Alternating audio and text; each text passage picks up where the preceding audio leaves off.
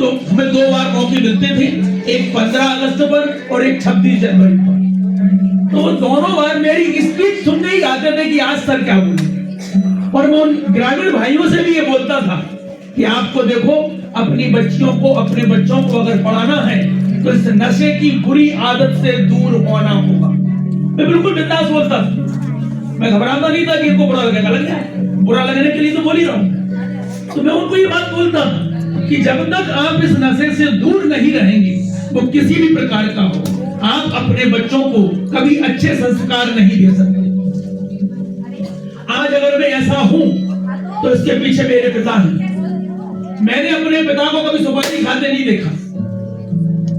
मेरे पिताजी ने कभी सुपारी नहीं खाई हो, उनकी जेब में हमेशा लौंग रहती थी बस। और एक बार जब मैंने उनके सामने सरवते से सुपारी काटने की कोशिश की तो वो बीमार अवस्था में थे। कहने लगे बेटा सुपारी मत खाया करो, कहने लगे ये गलती नहीं है पेट में। तो मैंने कहा मैं नहीं खाऊंगा। तो मैं कभी कभी मतलब अगर 50 ग्राम सुपारी भी अगर मैं अपने घर कभी ले आऊं ना तो वो 5-1 साल रखी रहती है, फिर खराब हो जाती है तो उसको हम फेंक देते हैं। तो ये माता पिता के संस्कार होते हैं जो बच्चों में आगे ट्रांसमिट होते हैं, ट्रांसफर नहीं, संचित होते हैं। स्थानांतरण नहीं कहूंगा, ये आपके अंदर आएंगे रुचि। तो ये मैंने महसूस किया मेरे जीवन में कि मेरे माँ और मेरे पिता ने मुझे इतने अच्छे संस्कार दिए कि मुझे आज उन संस्कारों को बड़ा फख्र है। और इसलिए मुझे कभी किसी चीज की ऐसी कोई आवश्यकता नहीं पड़ती कि मैं गलत रास्ते पर जाकर कुछ काम करूं। ये उनका ही पूरा श्रेय और योगदान है। और हमारे जीवन में जैसा मैंने आपसे कहा कि तिवारी साहब, दुबे जी, श्यामलाल नेगी साहब, ऐसे विद्वान लोगों से मेरा जब शुरुआत हुई तो उनके जैसे विचार, उनका जिस तरह से मतलब विद्वत्ता इनके अंदर थी, तो अपन ने भी कोशिश की कि इनके जैसा हम भी कुछ सीखें। और कोशिश करने में कुछ तो कामयाब हुए, बहुत कुछ तो हो नहीं सकते। कोई व्यक्ति कभी पूर्ण नहीं हो सकता, कमियां तो रह ही जाती, तो मेरे में भी है। लेकिन मैंने ये कोशिश की कि मैं अपने आप को एक सही तरीके से आगे बढ़ाने की कोशिश करूं। तो इस तरह से बेटा हमारा जो जीवन है वो आगे बढ़ा। और फिर मैं काला आम खुर्द 2012 में प्रिंसिपल बन के गया हाई स्कूल का। और उसके बाद ये जो आपने कन्या शिक्षा परिसर है, ये विशिष्ट संस्था है। इन विशिष्ट संस्थाओं का एग्जाम हुआ, तो ऑनलाइन एग्जाम हुआ। मैंने ऑनलाइन इसका एग्जाम दिया, उसमें मैं सिलेक्ट हो गया। उसके बाद फिर हमारा इंटरव्यू हुआ। और इंटरव्यू हमारा जो वो जरूर मैं आपको सुनाऊंगा कि कितना जबरदस्त हुआ, क्योंकि ये डर तो था ही नहीं कि नौकरी चाहिए हमको। नौकरी तो हमारी लगी हुई थी, तो हम क्यों डरें। तो जब हम इंटरव्यू देने गए तो वहां पर एक सीबीएसई स्कूल के प्रिंसिपल महोदय थे, 2 शायद सीटीडी के असिस्टेंट डायरेक्टर थे, उसमें एक श्रीवास्तव मैडम भी थी शायद। ये नहीं, ये तो मैडम को समझो। तो वहां जब उन्होंने हमारे रिजल्ट को लेके, जो हमारा 12th में रिजल्ट आया था काला आम खुर्द में, कि 10 में से 8 बच्चे पास हो गए, 2-3 उसमें से 3 या 4 आई थिंक 70% के आसपास थे, तो 2 लड़कियां 2 लड़के फेल हुए। उन्होंने अपना जो फोकस है वो 2 लड़कों पर किया कि आप ये बताइए कि आपका एडमिनिस्ट्रेशन यहाँ क्यों फेल हुआ, ये 2 बच्चे क्यों फेल हुए। मैंने कहा बिल्कुल सर, मैंने कहा आपकी दृष्टि जो है वो नेगेटिव है। डायरेक्ट बोला मैंने, बोले क्यों।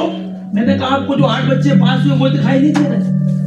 आप हमारे जिस क्षेत्र से हम यहाँ पर आए हैं उस क्षेत्र की व्यवस्थाओं को आप देखिए, वहां की हमारी सुविधाओं को आप देखिए, वहां के बच्चों के बौद्धिक स्तर को आप देखिए, तो आपको लगेगा कि हमने ये अचीवमेंट से कम नहीं हमारे लिए।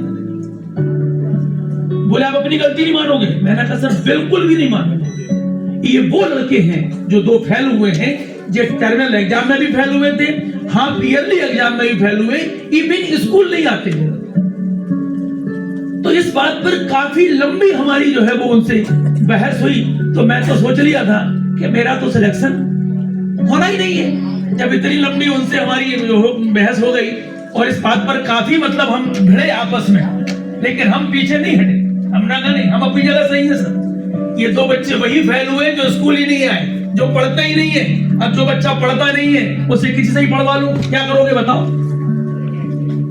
पढ़ा हम किसको सकते हैं, जो बच्चे स्वयं पढ़ने की इच्छा रखते हैं। आप उन बच्चों को बिल्कुल नहीं पढ़ा सकते जो पढ़ने की इच्छा नहीं रखते। इसलिए मैंने कल क्या कहा था 10th की क्लास में कि सबसे पहले आपको अपने आप से यह प्रश्न करना है। क्या कहा था मैंने? कि क्या हम पढ़ना चाहते हैं? कहा था मैंने? क्या कहा था? बोलो, क्या हम पढ़ना चाहते हैं? तो ये प्रश्न के उत्तर में हमें क्या उत्तर मिलता है? अगर हमारे उत्तर में आता है कि हाँ हम पढ़ना चाहते हैं, तो हम उसके लिए क्या प्रयास कर रहे हैं, किस स्तर के प्रयास कर रहे हैं, वो बहुत आवश्यक है।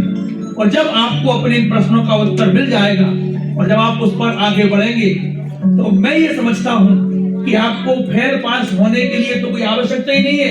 आप सिर्फ ये देखोगे कि मेरे मार्क्स कितने % आए हैं, मैं कितने इमेजिन कर रहा हूं, ये बहुत आवश्यक है। तो जब हम सारे बच्चों से प्रश्न करते हैं, बेटा यहाँ क्यों आए, तो आप क्या बोलते हो? सर पढ़ने के लिए आए। फिर ये प्रश्न अपने आप से करो कि क्या हम वास्तव में पढ़ाई कर रहे हैं, क्या हम जिस कार्य के लिए आए उस कार्य को कर रहे हैं, तो आपको उत्तर मिल जाएगा। क्या तो ये बात तो आपकी हुई। इसके बाद मैं रायसेन में सीहोर में कन्या शिक्षा परिसर सीहोर में मेरा चयन हो गया। 20 प्रिंसिपल की लिस्ट निकली थी, उस पर मेरा 20वां नाम था। सुधीर कुमार जैन 20वें नंबर पे, कन्या शिक्षा परिसर सीहोर। जब मैं वहां पर गया तो वहां पर भी कोई स्कूल था ही नहीं। यहाँ तो बिल्डिंग थी वहां, लेकिन स्कूल ही नहीं था। स्कूल अंडर कंस्ट्रक्शन था, बन रहा था। तो वहां के जो डीओ साहब थे, बोले जैन साहब क्या करोगे यहाँ ज्वाइन करके? मत ज्वाइन करो यहाँ पर, कुछ भी नहीं, मैं सर मेरा तो ट्रांसफर हो गया है और मैं तो ज्वाइन करूंगा। तो मुझे जो पहला साल था मेरा वहां पर रायसेन में, उस सीहोर में, मुझे वो ऐसा निकला कि नौकरी क्या ऐसी भी होती है, नौकरी क्या ऐसी भी होती है। 70-80 बच्चे टोटल स्कूल में और अपने आराम से आ रहे हैं, जा रहे हैं, पढ़ाई लिखाई का कोई टेंशन नहीं है, कुछ भी नहीं है। पहला साल हमारा ऐसे ही निकल गया। लेकिन ये सबक सीखा हमने रायसेन में। हमने सीहोर में ये देखा कि नौकरी ऐसी होती है, और रायसेन में देखा कि बेटा नौकरी ऐसी होती है। तो ये नौकरी कैसी होती है, ये हमने प्रिंसिपल के रूप में रायसेन में आके बहुत अच्छे तरीके से सीखा। संघर्ष किया, परिश्रम किया, मेहनत की, पीछे नहीं हटे, अपनी नीति अपने नियमों से कोई समझौता नहीं किया। और आज हमारा विद्यालय जो है, जिसमें कभी हम और विश्वजीत हुआ करते थे, एक में प्रिंसिपल और एक ये माध्यमिक शिक्षक साहब, इसके अलावा कोई नहीं था। आज आप देख रहे हैं कि हमारे विद्यालय में 13 जो है वो रेगुलर टीचर हैं, 10 हमारे पास अतिथि शिक्षक हैं और 396 बच्चियों का जो है विशाल जो है वो स्कूल है, जो अगले साल 450 को क्रॉस कर जाएगा। तो इस तरीके से हमारा स्कूल हमारी अच्छी नीति, नियम और ईमानदारी से फला फूला और आज सब कुछ आपके सामने है।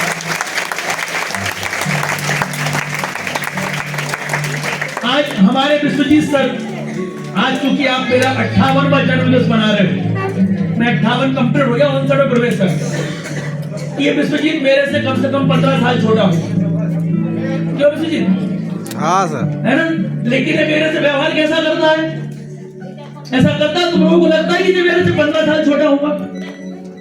उसका कारण है क्योंकि हम दोनों ने मिलकर ही कंधे से कंधा मिलाकर इस स्कूल को पूरे संघर्ष के साथ संचालित करने में, इसको यहां तक लाने में अपनी जबरदस्त भूमिका निभाई। इस बात से हम इनकार नहीं कर सकते।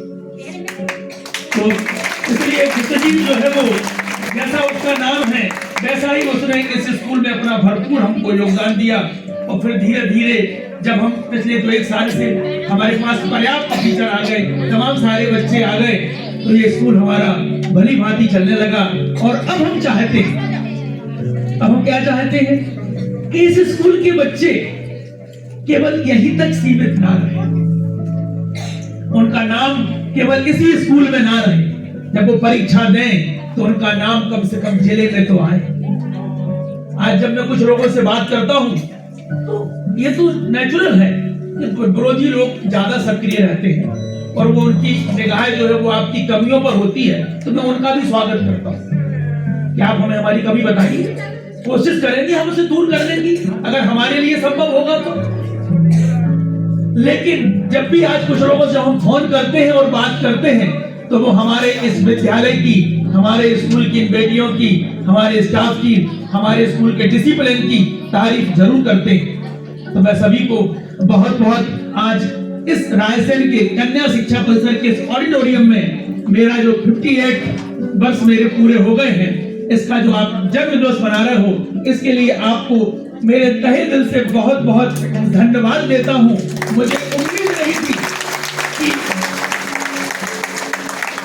उम्मीद नहीं थी कि मेरा 58वां जो जन्मदिन है वो इस तरीके से यहाँ पर सेलिब्रेट होगा। माने 59 हो गया, एक्चुअली हुआ हो गया, 58 तो पूरे हो चुके, तो 59 जो है वो इस तरीके से सेलिब्रेट होगा। इस सब के लिए, इसके सब आयोजकों को, प्रायोजकों को, मेरी प्यारी प्यारी बच्चियों को, हमारे इस प्रगतिशील हमारे स्टाफ को मैं बहुत बहुत बधाई और अपने हृदय से धन्यवाद देता हूं कि आपने जो मेरे लिए ये सब इतना व्यवस्था की और इसमें पूरा सहयोग दिया।